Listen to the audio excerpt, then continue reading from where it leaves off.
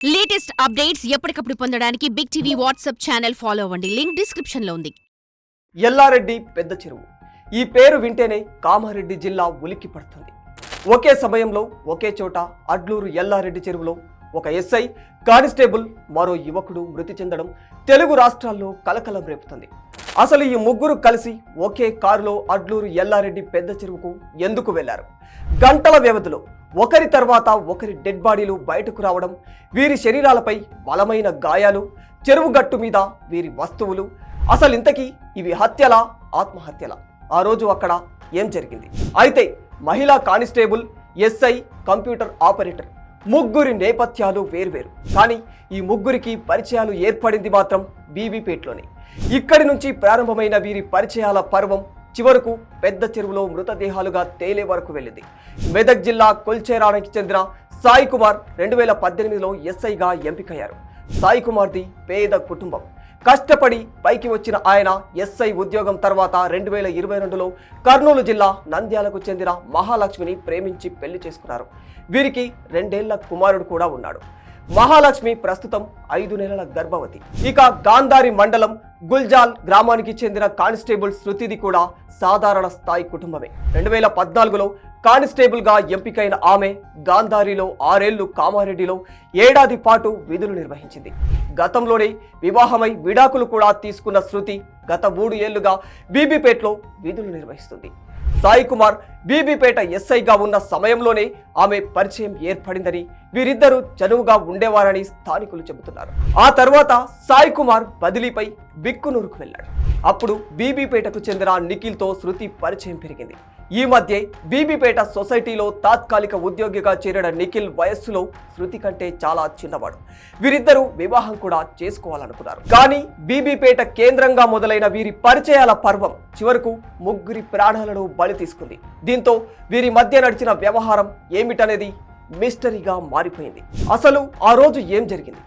Constable శృతి బుధవారం పొద్దున duty complete అయిపోయిన తర్వాత తన సొంతూరు గాంధారికి వస్తున్నట్టు ఫోన్లో తల్లి విజయ్కు చెప్పింది.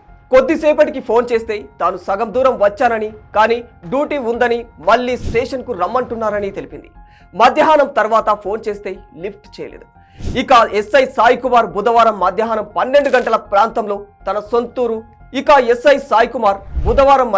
12 గంటల ప్రాంతంలో తన సొంత కారులో క్వార్టర్ నుంచి బయలుదేరారు. ఎక్కడికి వెళ్తున్నావనేది ఎవ్వరికీ చెప్పలేదు. వెళ్లేటప్పుడు ఇంటికి తాళం కూడా వేయలేదని చెబుతున్నారు. ఆయన 4 రోజుల క్రితమే భార్య లక్ష్మిని తన పుట్టింటిలో వదిలేసి వచ్చాడు.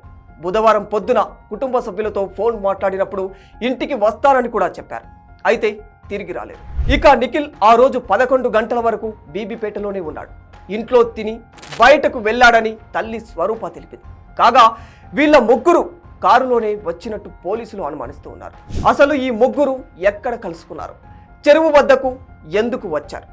ఏదైనా విషయంలో గొడవ జరిగి ఆత్మహత్య చేసుకున్నారా? అసలేం జరిగింది? అయితే బుధవారం ఉదయం 10 గంటలకు బీబీపేటకు చెందిన తోట నిఖిల్ ఇంటి నుంచి తన ద్విచక్ర వాహనంపై బయటకు వెళ్లాడు. 11 గంటలకు నిఖిల్కు అతడి సోదరుడు రాజేందర్ ఫోన్ చేయగా తాను వేరే పని మీద ఉన్నానని, తర్వాత ఫోన్ చేస్తానని హడావుడిగా సమాధానమిచ్చాడు.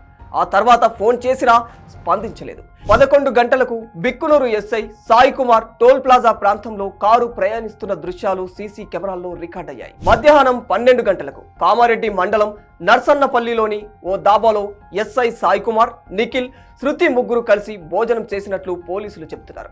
1 గంటకు ముగ్గురు కలిసి ఎస్ఐ సొంత కారులో సదాశివ్ నగర్ మండలం అడ్లూరు ఎల్లారెడ్డి చెరువు వద్దకు చేరుకున్నారు. అయితే శృతి ఫోన్ కలవకపోవడంతో కుటుంబ సభ్యులు బీబీపేట పోలీస్ స్టేషన్కు సమాచారం అందించారు. ఉన్నతాధికారులకు విషయం తెలిసి సెల్ ఫోన్ టవర్ లొకేషన్ ఆధారంగా వెరిఫై చేయగా లొకేషన్ అడ్లూరు ఎల్లారెడ్డి చెరువు ఏరియాలో చూపించింది. అక్కడికి సిబ్బంది వెళ్లి చూడగా చెరువు ఒడ్డున సెల్ ఫోన్ దొరికింది. సమీపంలోనే ఎస్ఐ సాయి కుమార్ కారు ఉంది. అందులో శృతి బ్యాగ్ ఉంది. ఎస్ఐ సెల్ ఫోన్ అతని ప్యాంటు జేబులోనే ఉండగా మిగతా 2 ఫోన్లు చెరువు గట్టు మీద దొరికాయి. రాత్రి 9 గంటలకి అగ్నిమాపక సిబ్బంది, రెస్క్యూ బృందాల ఆధ్వర్యంలో అడ్లూరు ఎల్లారెడ్డి చెరువులో గాలింపు చర్యలు చేపట్టారు అధికారులు. రాత్రి 12:30 గంటలకి శృతి, నిఖిల్ల మృతదేహాలు బయటపడ్డాయి. కానీ రాత్రంతా గాలింపు చేపట్టిన ఎస్ఐ మృతదేహం మాత్రం దొరకలేదు. దీంతో స్థానిక గజ ఈతగాళ్ల ఆధ్వర్యంలో పోలీసులు గాలింపు చర్యలు ప్రారంభించారు. మరునాడు ఉదయం 9 గంటలకు ఎస్ఐ సాయి కుమార్ మృతదేహం బయటపడింది. ఒక చెరువు, 3 మృతదేహాలు. సినిమాను తలపించే ట్విస్టులతో ఈ కథకు సూత్రధారి ఎవరు, ఇవి హత్యలా, ఆత్మహత్యలా అనేది పోలీసులకు సవాలుగా మారిపోయింది. For more videos like this, subscribe Big TV channel.